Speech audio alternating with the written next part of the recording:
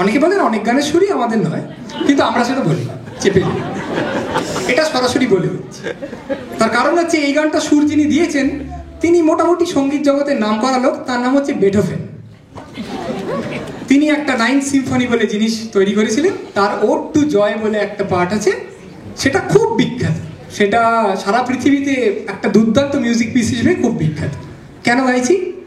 কারণ আবার আপনারা ভাবছেন শুধু সংস্কৃত জানে না, ওয়েস্টার্ন ক্লাসিক্যাল জানে। জানি না, এই ওড টু জয়টুকু আমরা মেরে দিয়েছি নির্লজ্জভাবে।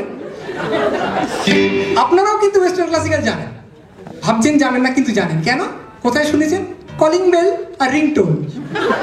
যে কলিং বেল টিপলে দেখবেন লোক এসে জিনিস ডেলিভার করে চলে গেছে, কিন্তু বেলটা বেজে যাচ্ছে, ওটা জানবেন বেথোভেন বা মোৎজার্ট বা শপা বা বাক মিউজিক।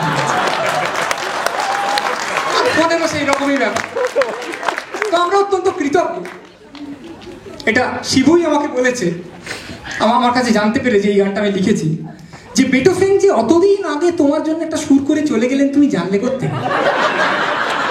কম কথা না, চন্দ্রবিন্দুর জন্য অতদিন আগে লিখে গেছে, সুরটা তৈরি করে গেছে। আমরা তারপরে বেশ বিচ্ছিরি কথা বসিয়েছি। আমাদের একটু খারাপ লাগে যে ভদ্রলোক শুনে যেতে পারলেন না, তবে কিনা উনি বেঁচে থাকতে এই কাজ করলেও উনি শুনে যেতে পারতেন না, কারণ বেচারা বদ্ধ কালা ছিলেন, শুনতে পেতেন। চল